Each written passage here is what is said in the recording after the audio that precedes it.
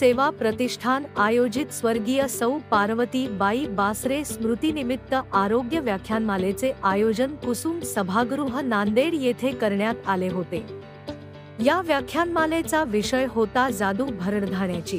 प्रमुख व्याख्याते म्हणून माननीय डॉक्टर स्मिता लेले फूड टेक्नॉलॉजिस्ट व माननीय डॉक्टर पुष्कर वाघ MD आयुर्वेद तथा मिलेट विशेषज्ञ हे होते। प्रमुख अतिथी म्हणून माननीय श्री RK दाभडकर, माननीय डायरेक्टर व्यंकटेश काबदे, माननीय श्री जिल्हाधिकारी अभिजित राऊत, माननीय श्री सौ राजश्री हेमंत पाटील हे होते।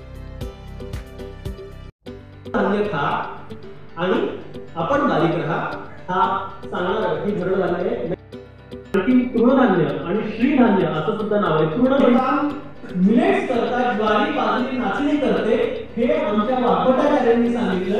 इसवीसनाच्या 6व्या शतकामध्ये म्हणजे आजपासून साधारणतः हात नाही तो हरणालाच मारतो। त्यामुळे पक्षी आणि शाकाहारी प्राणी यांचा मांस ही पुढची स्टेज झाली आणि लाईक दॅट इट कंटिन्यूज। आणि मग सगळ्यात छोटे बॅक्टेरिया ते बिचारे ग्लुकोज दिलं तरी पण ग्रो होतात आणि काही सडतं तेव्हा सुद्धा ग्रो होतात। आणि 1 लाखाहून जास्ती मित्र जंतू म्हणजे ज्याला प्रोकार्योटिक म्हणतो आपण, म्हणजे चांगले सजीव जे आपल्या सगळ्यांच्या आतड्यामध्ये आहेत आणि ते 1 लाख प्रजाती असल्यामुळे सगळ्या देशामध्ये पाहात की प्रत्येकाच्या पोटात ते एक्झॅक्टली सेम नाहीये। आणि हे जे विरजण आहे पोटाचं ते मला आईकडनं आणि आजीकडनं आणि याच्याकडनं मिळाले आणि त्याचं मी भान ठेवलं पाहिजे। आणि म्हणून मी माझा आहार आमूलाग्र बदलता कामा नये, नुसतं काहीतरी वाचून नाही तर माझं गिनीपिग होईल आणि 10 वर्षांनी उलटं सांगायला लागतील। आणि त्यामुळे माझ्यासाठी काय चांगलं हे मला बघितलं पाहिजे, माझ्या ॲलर्जीजकडे पण मला बघितलं। आजचा कार्यक्रम अविस्मरणीय झालेला आहे आणि डॉक्टर शिवानंद यांना मी ह्याच्यात सिंहाचा वाटा आहे असं मी म्हणेन। ते स्वतः अगदी येऊन पुण्याला मला भेटून पण गेले आणि नांदेडचे प्रेक्षक म्हणजे मला आठवत नाही आहे माझ्या कुठच्या भाषणाला इतक्या उत्साहाचा श्रोतृवर्ग होता। आणि सगळेच म्हणजे वाघ सरांचं पण लेक्चर खूप छान झालं आणि इव्हन आपले जे अध्यक्ष होते त्यांची जी एनर्जी लेवल होती म्हणजे तुम्ही त्यांना महागुरू का म्हणता सांगायची गरज नाही आहे।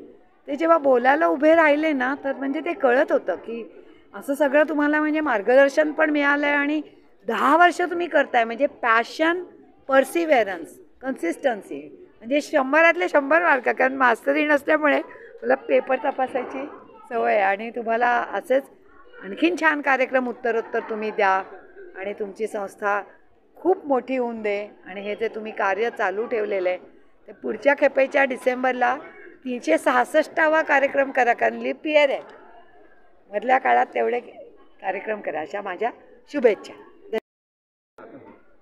आज मिलेट मॅजिक या कार्यक्रमाच्या निमित्ताने दीर्घायू प्रतिष्ठानने आयोजित केलेल्या कार्यक्रमाच्या निमित्ताने नांदेडमध्ये येणं झालं आणि स्मिता लेले मॅडम आणि शिवानंद बासरे सर यासारख्या थोड्या मोठ्यांचा सहवास मिळाला आणि नांदेडमधल्या सगळ्या प्रेक्षकांनी श्रोत्यांनी खूप भरभरून प्रेम दिलं। म्हणून या सगळ्यांचे आभार आणि दीर्घायू प्रतिष्ठानने अशाच पद्धतीचे कार्यक्रम भविष्यातही करत राहावेत यासाठी त्यांना खूप खूप मनापासून शुभेच्छा। धन्यवाद।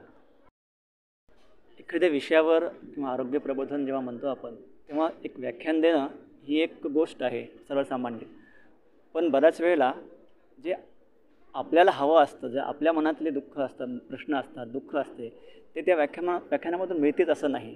त्यामुळं ते व्याख्यान अनेक अंगानं परिपूर्ण झालं पाहिजे म्हणून आम्ही अशी कन्सेप्ट अवलंबली की लोकांचे प्रश्न आधी घेतले आणि कुठले प्रश्न आहेत त्या प्रश्न मग वक्त्यांना दिले आम्ही आणि त्याच प्रश्नावर आम्ही लेख प्रकाशित केले, त्याच प्रश्नावर मुलाखत प्रकाशित केली, त्या प्रश्नावर प्रदर्शन प्रकाशित केलं जेणेकरून तुमच्या मनातल्या प्रश्नाचं उत्तर तिथं कुठंतरी मिळालं पाहिजे। तरीही एखाद दुसरा प्रश्न राहिला असेल तरी ती कार्यप्रणाली आम्ही पुढे वर्षभर राबवणार आहोत। त्यामुळं सतत तुमच्या संपर्कात राहून त्या प्रत्येक गोष्टीचं निराकरण झाल्याशिवाय आम्ही शांत बसणार नाही आहे। त्यामुळे ही एक व्याख्यानमाला असं प्रतिकात्मक स्वरूपात होती, तर ही पुढेही चालू राहील आणि त्याचा सहभाग जितका आपल्याकडनं येत राहील तसं हे काम पुढे जात जाईल।